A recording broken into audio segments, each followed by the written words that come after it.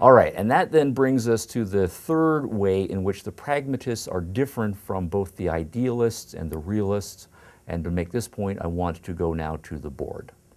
All right, I want to formalize a little bit about pragmatism in a logical sequence here, taking the philosophical themes that we've introduced earlier and the allegory of the submarine, right, as I like to think of it, having shown kind of three important things about the pragmatic approach to knowledge, the pragmatic approach to truth, or anything in that particular era.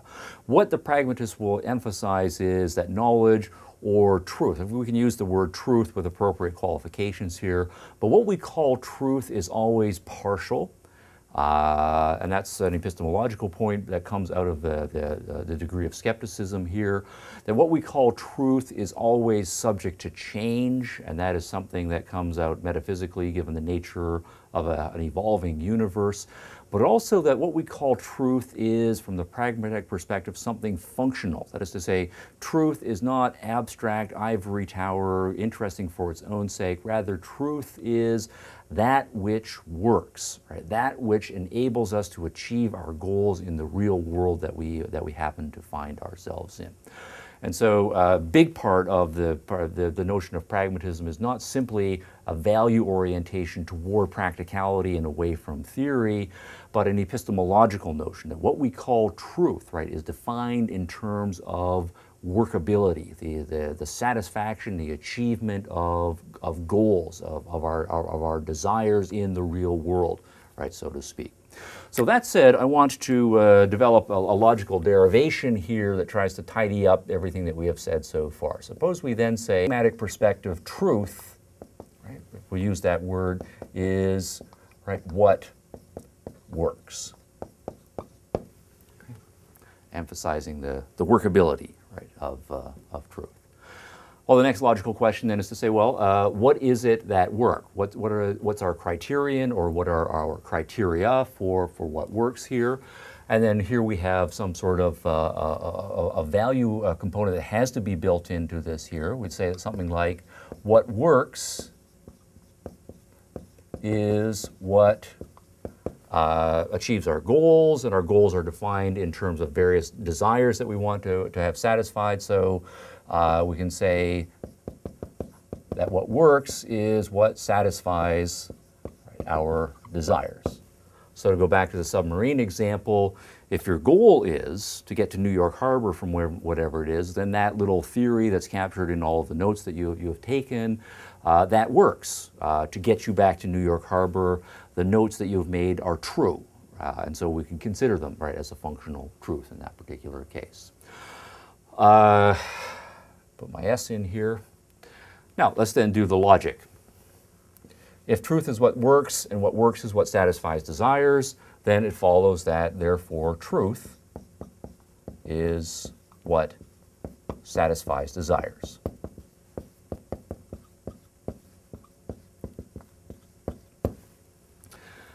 And if it's not obvious at this point, or hasn't been up to this point, at this point, clearly we're starting to play with philosophical fire.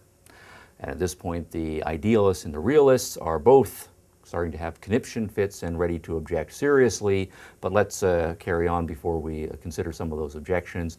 If truth is what satisfies desires, then we can ask, well, what is the nature of desires and the satisfaction of them? Well, we would then say something like the following. Desires are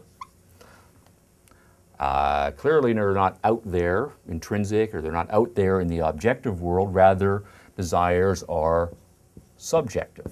Right? They are things that are in us, right? Or they're part of the subjective reality, right, that we have. And as a result of that, again, if we do the math, truth is what satisfies desires, and desires are subjective. It then follows that truth, right, is subjective. We can also make another side implication here. We can say, actually I'll just put it down here, we don't need to put it off to the side. We can argue that subjects are variable, right? Changeable. What I desire now is not necessarily what I desired 10 years ago in my life. What I desire as core values in my life might be very different from what you desire, right, as core values in your life. So there are lots of dimensions of variability here. And as a consequence of that, if we again do the math, truth is subjective and subjects are variable, it then follows that truth is variable. And this certainly is a pragmatist theme, right? If we couch it very generally here, if the universe is subject to variation right across time, then it would expect to say the truth evolves right across time. If what we can take to be truth is a basis of our partial and limited take on things, but further information comes to light, then what we take as true is also then going to be subject to change right across time here. So what we have up here is a notion of subjectivism. I'll put that in brackets here as an important philosophical theme for pragmatism. And then down here, this notion of variability, I will assign the label relativism. And on both of these themes, the relativism and the subjectivism, the pragmatists are in very different philosophical territory than both the idealists and the realists. For both the idealists and the realists, truth is ultimately objective. There is some external object that is the grounding for or ultimate source of what gets taken to be true, right? If we are idealists, we're going to believe it is God who is the standard of truth, and God is independent of us. Or it's the Platonic forms that are the standard of truth, and the forms are independent of us. And so then what is true does not at all depend on what we as individual subjects believe or want to believe.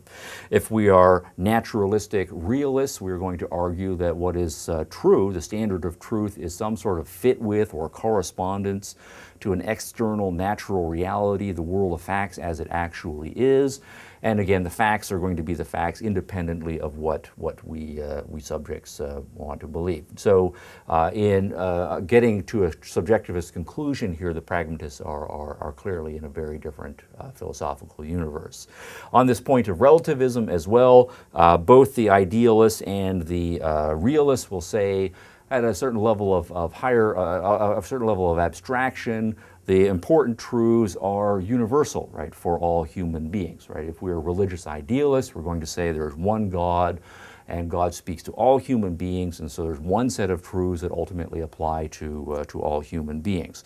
If we're Platonic idealists, we'll argue there's one set of forms up in the formal world, and that formal world applies to everything particular down in this particular universe. So there's ultimately, again, one set of truths that apply. If we're naturalistic realists, we're going to argue that relative truth does not apply to most scientific laws, most scientific principles, all of mathematics and so forth. All of those things as descriptions or capturings of the way the world works. Well, there's one world out there, there's one causal order, however complex it is, and so ultimately there is one a universally correct way of capturing the way the world works, and truth is not relative to you or to me or changeable right across time in that particular respect.